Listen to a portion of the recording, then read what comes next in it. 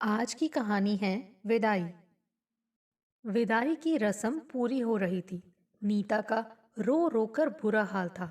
आंसुओं की झड़ी के बीच वो बार बार नजरें उठाकर बेटी को देखती तो उसका कलेजा मुंह को आ जाता। सारी औपचारिकताएं खत्म हो चुकी थी। टीना धीरे धीरे गाड़ी की ओर बढ़ रही थी। बड़ी बुआ भीगी पलकों के साथ ढेर सारी नसीहतें दे रही थी। टीना, अब तेरे लिए ससुराल ही तेरा अपना घर है। वहां सबका ख्याल रखना, सास ससुर की सेवा करना। कहते कहते उनकी रुलाई फूट पड़ी। नीता बड़ी मुश्किल से इतना भर कह पाई, अपना ख्याल रखना टीना। आगे माँ की जबान साथ ना दे पाई और वह बड़ी जीजी के कंधे का सहारा लेकर जोर जोर से रोने लगी।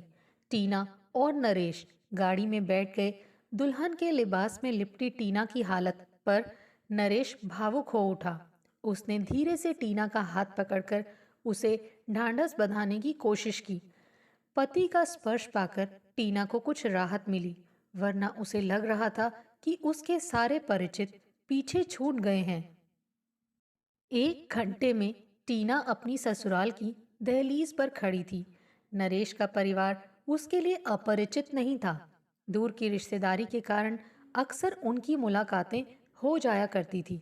ऐसे ही एक विवाह समारोह में नरेश की मां सुधा ने टीना को देखा था। उसका चुलबुलापन उन्हें बहुत अच्छा लगा।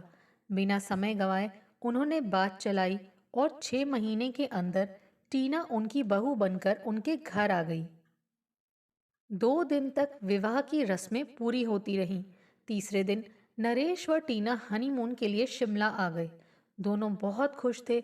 नरेश के प्यार में खोकर टीना मम्मी से बिछड़ने का गम भूल सी गई।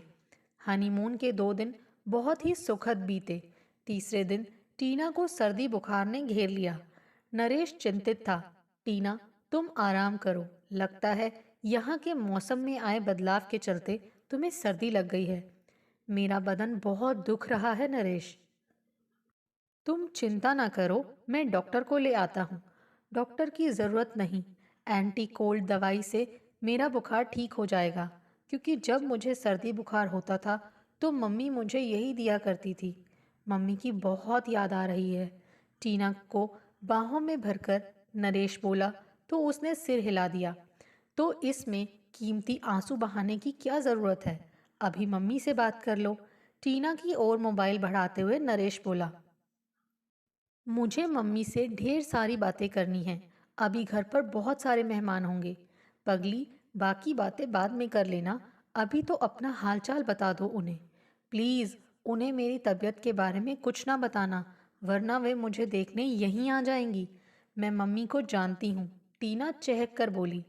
मम्मी के बारे में बात कर वह अपना दुख दर्द भूल गई।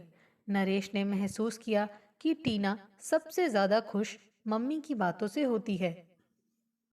अब टीना का दिल बहलाने के लिए वो बहुत देर तक मम्मी के बारे में बातें करता रहा। हनीमून के दौरान पूरे 7 दिनों में टीना ने एक बार भी अपनी ससुराल के बारे में कुछ नहीं पूछा। वो बस अपनी मम्मी की और सहेलियों की बातें करती रही। हनीमून से वापस लौटते हुए टीना बोली, नरेश, मुझे लखनऊ कितने दिन रुकना होगा? तुम ये सब क्यों पूछ रही हो? अभी हमारी शादी को 8-10 दिन ही हुए हैं, जिसमें हम घर पर 3 दिन ही रहे हैं।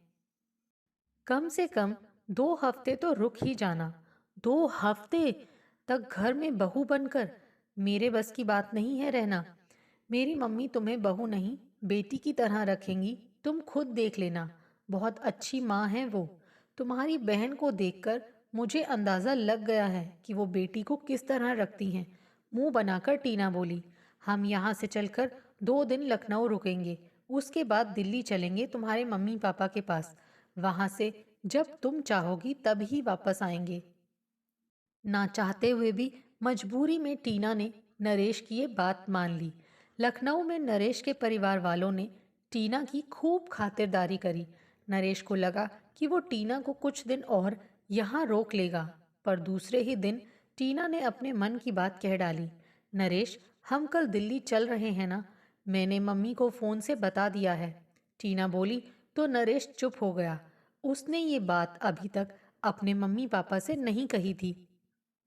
वह तुरंत पानी पीने के बहाने वहां से हटकर किचन में आ गया और धीरे से मम्मी से बोला, मम्मी, टीना कल अपने मायके जाना चाहती है, आपकी इजाज़त हो तो। ठीक ही तो कह रही है बहू, इतने दिन हो गए हैं उसे ससुराल आए हुए। इकलौती बेटी है वो अपने माँ बाप की, घर की याद आनी तो स्वाभाविक है बेटा। बेटे की दुविधा दूर करते हुए सुधा बोली। कमरे में नरेश पहुंचा तो टीना बोली, आप मेरी बात अधूरी छोड़कर कहाँ चले गए थे? पानी पीने चला गया था। तुम पैकिंग में व्यस्त थी, सो मैं खुद ही चला गया किचन तक। कल का प्रोग्राम पक्का है ना? बिल्कुल पक्का, नरेश चहक कर बोला। तो टीना ने राहत की सांस ली। मायके पहुंचकर टीना मम्मी से लिपटकर खूब रोई। नीता टीना को बड़ी देर तक सहलाती रही। कितनी दुबली हो गई हैं मम्मी आप, टीना बोली। नरेश माँ बेटी को छोड़कर अपने ससुर के पास आ गया। पापा, बेटी के बिना घर खाली खाली लग रहा होगा आपको। बेटी का असली घर तो उसकी ससुराल ही होता है बेटा, ये बात हमेशा याद रखनी चाहिए। टीना अपनी माँ के लाड प्यार की वजह से थोड़ी लापरवाह है। उसकी नादानियों को नज़रअंदाज कर दिया करना। आप चिंता ना करें पापा जी, धीरे धीरे टीना मेरे परिवार के साथ घुल मिल जाएगी। एक ही दिन में नरेश समझ गया कि इस घर में टीना के पापा की उपस्थिति केवल नाम लेने भर की है। घर में सारे फैसले नीता के कहे अनुसार ही होते हैं। एक हफ्ता बीत गया। टीना का मन लखनऊ जाने को नहीं था। वह तो नरेश के साथ सीधे मुंबई जाना चाहती थी, पर नरेश से कहने का साहस न जुटा सकी। बेटी को विदा करते समय नीता ने ढेरों हिदायतें दे डाली। नरेश साथ खड़ा सब कुछ सुन रहा था, पर बोला कुछ नहीं। उसे ताज्जुब हो रहा था कि उसकी सास ने एक बार भी टीना को अपने सास ससुर की सेवा से संबंधित नसीहत नहीं दी। चलते वक्त नरेश से बोली, बेटा, टीना का ख्याल रखना। मैंने जिंदगी की अमानत तुम्हें सौंप दी है। शादी के 3 हफ्तों में ही नरेश को सब कुछ समझ में आने लगा था कि मम्मी के लाड प्यार के कारण टीना की परवरिश एक आम लड़की की तरह नहीं हुई थी। घूमना फिरना, मौज मस्ती करना और गपबाजी उसके खास शौक थे। घर के किसी काम में उसकी रुचि नहीं थी। सामान्य शिष्टाचार में उसका विश्वास नहीं था। छुट्टियां खत्म हुई तो नरेश के साथ टीना भी मुंबई आ गई।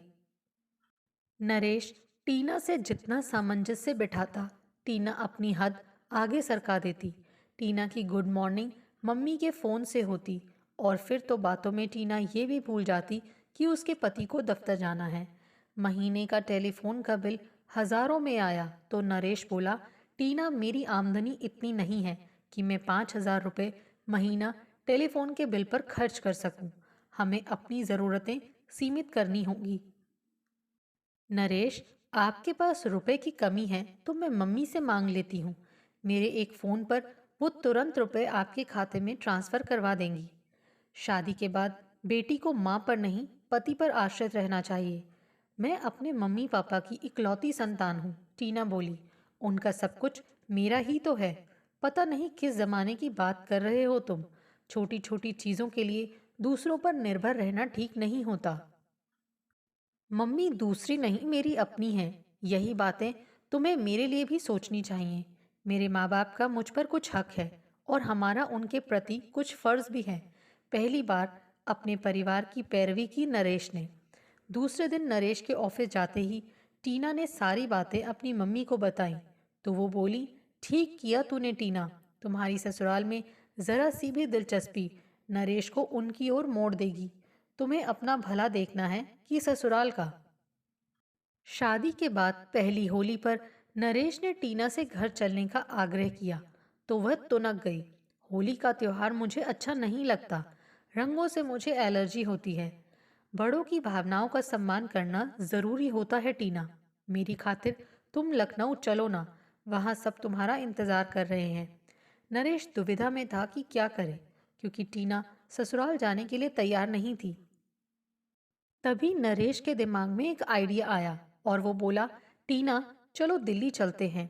दिल्ली का नाम सुनते ही टीना तैयार हो गई। होली से 2 दिन पहले वे दिल्ली पहुंच गए। नीता बेटी दामाद को देखकर फूली ना समाई। बेटी को होली पर मायके में देखकर टीना के पापा पहली बार बोले, टीना, इस समय तुम्हें मायके के बजाय अपनी ससुराल में होना चाहिए था। ये तुम्हारी ससुराल की पहली होली है। क्या फर्क पड़ता है, टीना यहाँ रहे या ससुराल में? फर्क हमें नहीं, हमारे समधी जी को पड़ेगा, जिनका बेटा होली के दिन अपनी ससुराल में पत्नी के साथ। बस बस रहने दो। तुम्हें कुछ पता है रिश्ते नातों के बारे में? मैं ना होती तो। आप दोनों हमें लेकर आपस में क्यों उलझ रहे हैं? टीना यहाँ रह लेगी, और चूंकि मेरा यहाँ रुकना ठीक नहीं है, इसीलिए मैं लखनऊ चला जाता हूँ। टीना के सामने अब कोई रास्ता नहीं था। मजबूर होकर उसे भी नरेश के साथ लखनऊ आना पड़ा। होली पर गुलाल के रंग टीना के सुंदर चेहरे पर बहुत फब रहे थे, पर खुशी का असली रंग उसके चेहरे से नदारद था। सुधा से बहू की उदासी और उकताहट छिपी न थी। वो सब कुछ देखकर भी चुप थी। इस अवसर पर उसे कोई नसीहत देना, उसके दुख को क्रोध में बदलना था। बस एक बार सुधा ने कहा, टीना, कितना अच्छा लगता है जब तुम और नरेश यहाँ होते हो। सुधा की बात सुनकर टीना चुप रही। रात को नरेश ने पूछा, टीना, तुम्हारा मन कुछ दिन ससुराल में रहने को हो तो मैं अपनी छुट्टी आगे बढ़ा लेता हूँ। सुधा के शब्दों की खींच वह नरेश पर उतारते हुए बोली, 3 दिन में आपका मन नहीं भरा अपने लोगों के साथ रहकर? अपनापन तो मन में होता है टीना। मुझे तो तुमसे जुड़े लोग भी अपने लगते हैं।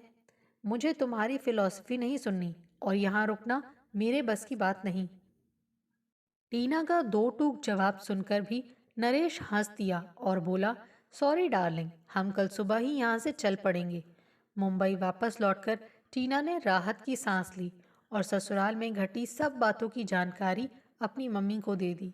अक्सर टीना और नरेश शाम को घर से बाहर ही खाना खाते, क्योंकि टीना को खाना पकाना नहीं आता था और वह सीखने का प्रयास भी नहीं करती। कभी वह जिद करके टीना से कुछ बनाने को कहता तो गैस के चूल्हे जलने के साथ टीना का मोबाइल कान से लग जाता। हाँ मम्मी, बताओ कढ़ी बनाने के लिए सबसे पहले क्या करना है?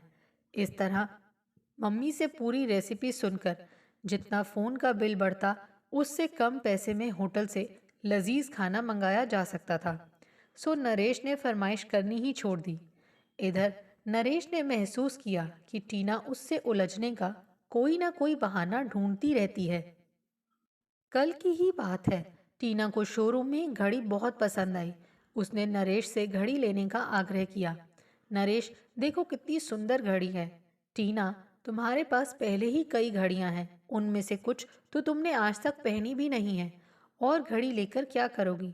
वे घड़ियां मुझे पसंद नहीं, मुझे तो यही चाहिए, टीना जिद करते हुए बोली। इतनी देर में नरेश काउंटर से हटकर अलग खड़ा हो गया। टीना नरेश की ओर बढ़ी तो वो दुकान से बाहर आ गया। गुस्से से भरी टीना नरेश के साथ घर तो आ गई, पर घर में घुसते ही वो फट पड़ी। तुम्हारी हिम्मत कैसे हुई दुकान में मेरी बेइज्जती करने की? मेरा ऐसा कोई इरादा नहीं था। मैं तो बस दुकान में उपहास का पात्र नहीं बनना चाहता था। आज तक मेरी मम्मी ने कभी मेरी किसी इच्छा से इनकार नहीं किया। मैं जैसे चाहूँ रहूं, खाऊं पीऊं, खरीदारी करूं या घूमूं फिरूं। मैं तुम्हारा दिल नहीं दुखाना चाहता था टीना, प्लीज मुझे माफ कर दो। मेरी जेब में उस वक्त उतने रुपए नहीं थे। क्रेडिट कार्ड तो था। पहली बार मैंने तुम्हारे सामने अपनी इच्छा रखी और तुमने मेरी बेइज्जती की। मुझे माफ कर दो प्लीज। तुम्हारा मेरे प्रति यही नजरिया रहा तो देख लेना, मैं यहीं इस घर में आत्महत्या कर लूंगी। आत्महत्या तुम्हें नहीं, मुझे करनी चाहिए, जिसने अपनी इतनी प्यारी पत्नी का दिल दुखाया। चलो, मैं अभी तुम्हारे लिए घड़ी ले आता हूँ। अब मुझे घड़ी नहीं चाहिए। जिस चीज़ के लिए एक बार ना हो जाए, उसे मैं कभी हाथ नहीं लगाती। कहते हुए टीना मुंह फुलाकर सो गई। उसने खाना भी नहीं खाया, तो नरेश को भी भूखा सोना पड़ा। अगले दिन नरेश के ऑफिस जाते ही टीना ने मम्मी को कल की पूरी घटना सुना दी। सुनकर नीता को बड़ा गुस्सा आया और वो बोली, ये तो नरेश ने अच्छा नहीं किया टीना। उसकी हिम्मत तो देखो कि अपनी पत्नी की छोटी सी इच्छा पूरी नहीं कर सका। मुझे इस बात का बड़ा दुख हुआ मम्मी। ऐसे मौक़ों पर तुम कमज़ोर ना पड़ना। आखिर वह इतनी तनख्वाह का करता क्या है? कहीं सारे रुपए घर तो नहीं भेज देता? मैंने कभी पूछा नहीं मम्मी।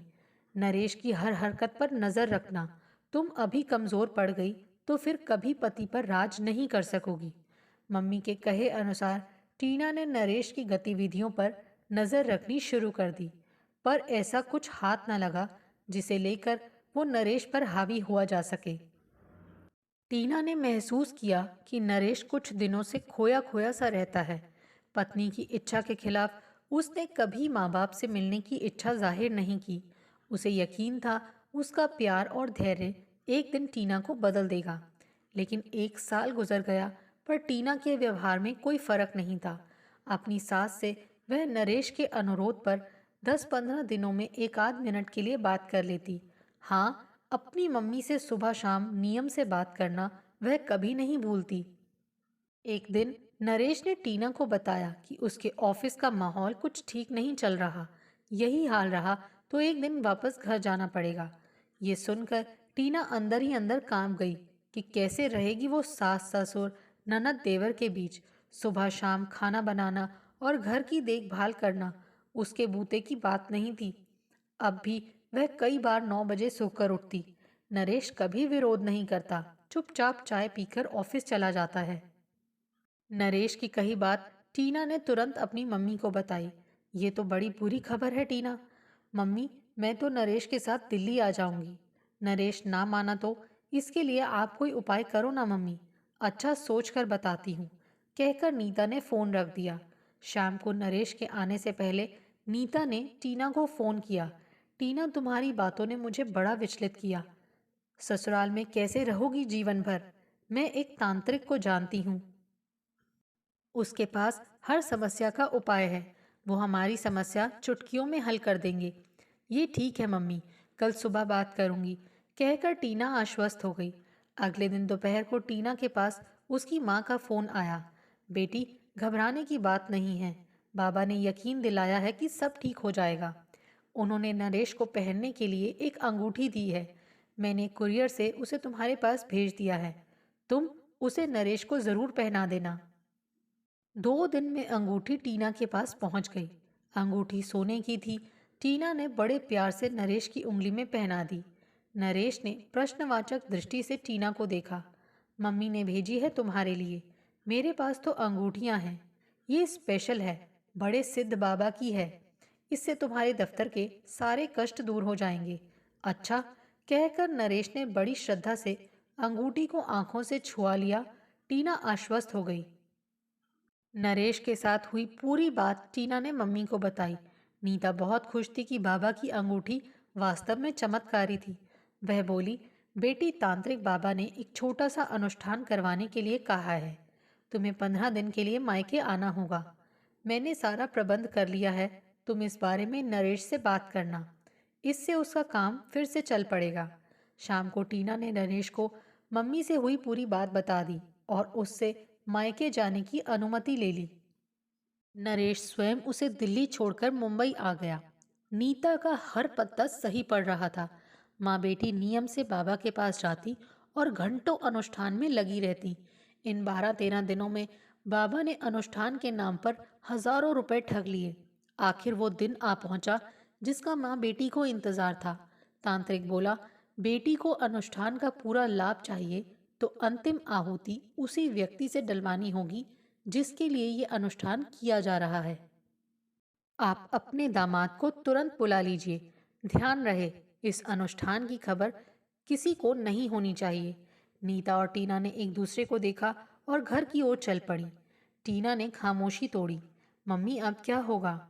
होना क्या है? अनुष्ठान के कारण नरेश का मन पहले ही काफी बदल गया है।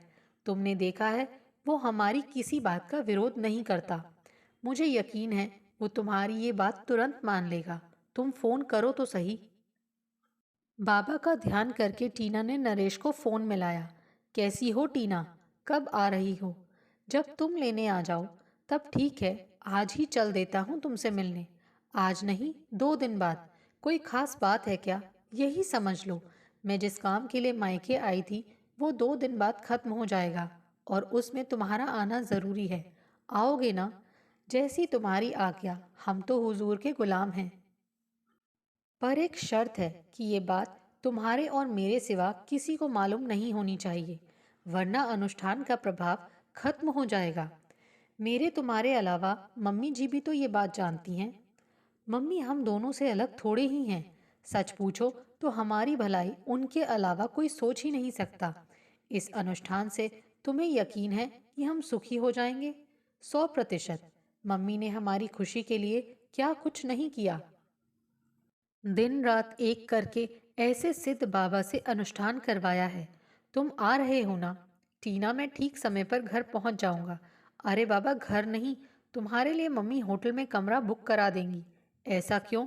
बहुत भोले हो तुम। घर पर पापा भी तो हैं। उन्हें तुम्हारे आने से सब कुछ पता चल जाएगा, जबकि ये बात सबसे छिपा कर रखनी है। ओ, आई एम सॉरी कहकर नरेश ने फोन रख दिया। टीना ने जैसे समझाया था उसी तरह अंतिम आहुति देने के लिए नरेश दिल्ली पहुंच गया। टीना उसके स्वागत में एयरपोर्ट पर खड़ी थी। वो नरेश को लेकर सीधा होटल आ गई और नरेश से लिपट कर बोली, ये 15 दिन मुझे कितने लंबे महसूस हुए जानते हो? तुम्हें ही क्यों, मुझे भी तो ऐसा ही एहसास हुआ, पर मजबूरी थी। तुम्हारी खुशी जो इसी में थी, मेरी नहीं, हमारी। आज के बाद हमारी सारी परेशानियां दूर हो जाएंगी। चलो, कहाँ चलना है? बाबा के शिविर में। ये बाबा का शिविर कहाँ पर है? मैं तुम्हारे साथ चल रही हूँ, तुम्हें खुद ब खुद पता चल जाएगा। ठीक है, कहकर नरेश चलने को तैयार हुआ।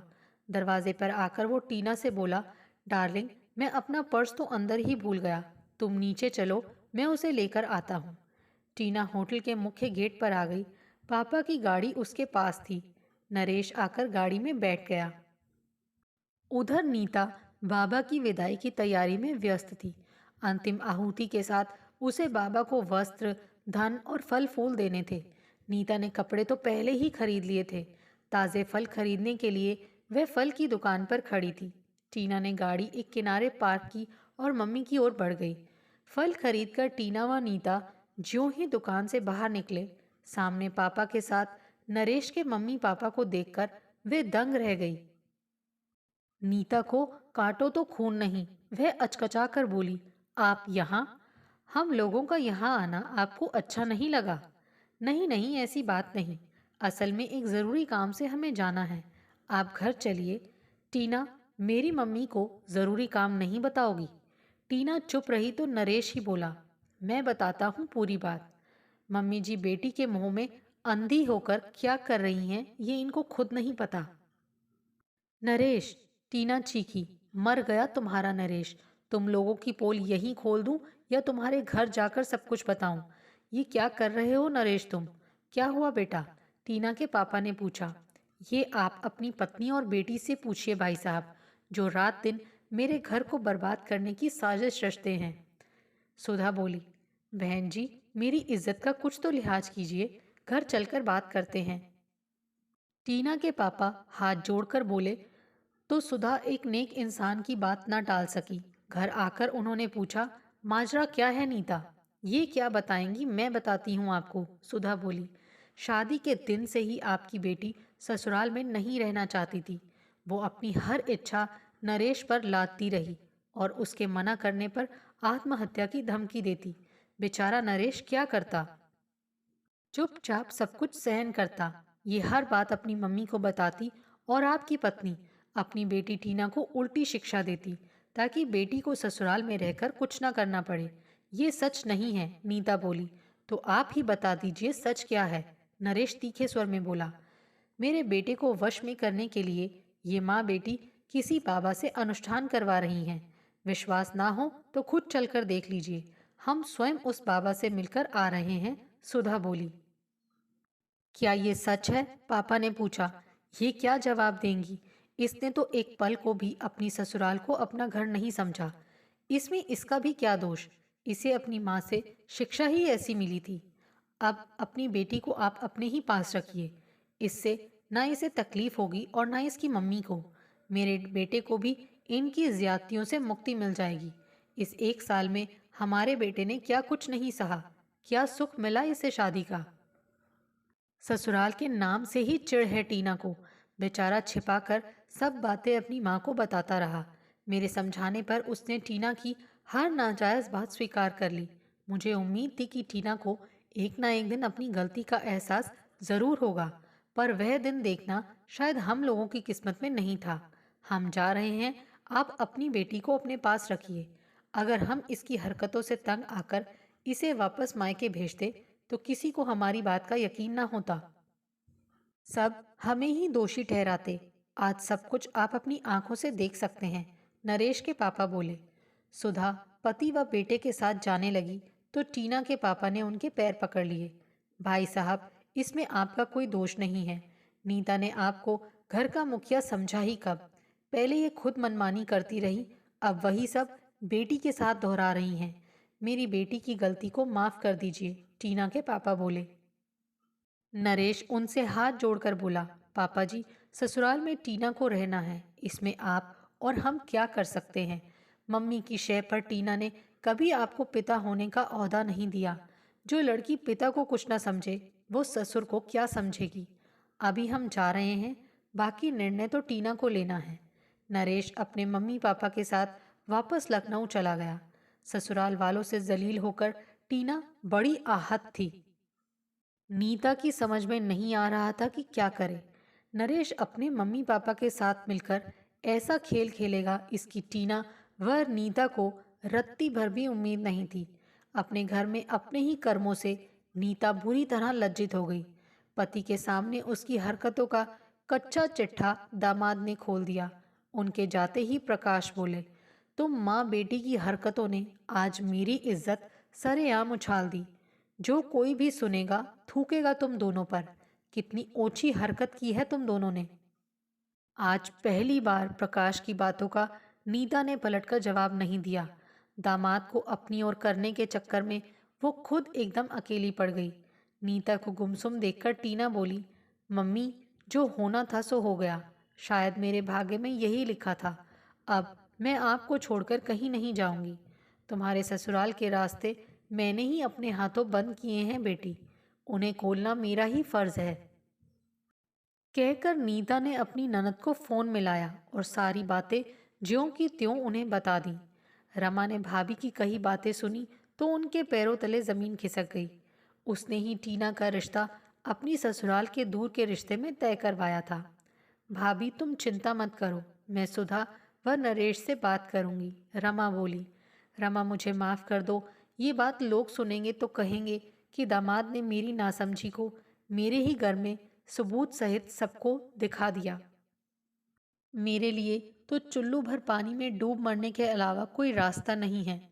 भाभी, हिम्मत रखो। जिंदगी के रास्ते एकदम सीधे नहीं, टेढ़े मेढ़े होते हैं। एक रुकावट आने से मंजिल नहीं छूटती, रास्ते का फेर बढ़ जाता है। टीना को तुमने लापरवाह बनाया है तो सुधारना भी तुम्हें ही होगा। मैं सब कुछ करने को तैयार हूँ, बस टीना को इस बदनामी से बचा लो। एक अच्छी पत्नी का एक अच्छी बहू होना जरूरी है। पति के दिल में उतरने का सबसे सरल रास्ता उसके माता पिता की सेवा से बनता है। तुम उसे इस बार नरेश के पास नहीं, सुधा के पास लखनऊ लेकर चलो। मैं भी वहीं पहुंच रही हूँ। नीता के पहुंचने से पहले रमा सुधा के पास पहुंच चुकी थी। सुधा, टीना मक्कार नहीं भटकी हुई है, उसे रास्ता दिखाना तुम्हारा फर्ज बनता है। नीता के लाड प्यार ने आज उसे इस स्थिति पर ला दिया है। ये दो जिंदगियों का सवाल है। रमा के समझाने का सुधा पर अच्छा प्रभाव पड़ा। वह रमा का आग्रह न टाल सकी। बहन जी, मैं वादा करती हूँ कि आपके परिवार के बीच कभी कोई अड़चन नहीं डालूंगी। नीता सिर झुकाकर बोली, यहाँ तक कि टीना से बात तक नहीं करूंगी। इसे जो कहना होगा अपने पापा से कहेगी, मुझसे नहीं। मैं टीना को आपकी छत्र छाया में छोड़कर जा रही हूँ। हो सके तो इसे भी कुछ अच्छे संस्कार सिखा दीजिएगा। ये टीना के जीवन का प्रश्न है और उसे पति व उसके परिवार के साथ खुद को एडजस्ट करना है। हम उस पर कोई बोझ नहीं डालना चाहते, सुधा बोली। मम्मी जी, मुझे आपकी हर शर्त मंजूर है, प्लीज़ मुझे यहीं रहने दीजिए, टीना बोली। ये घर तुम्हारा ही था बेटी, पर तुमने इसे कभी अपना नहीं समझा। केवल पति तक सीमित होकर रह गई थी तुम्हारी भावनाएं, और भावनाएं शर्तों पर नहीं जगाई जा सकती। भूल मुझसे हुई है तो प्रायश्चित भी मैं ही करूंगी।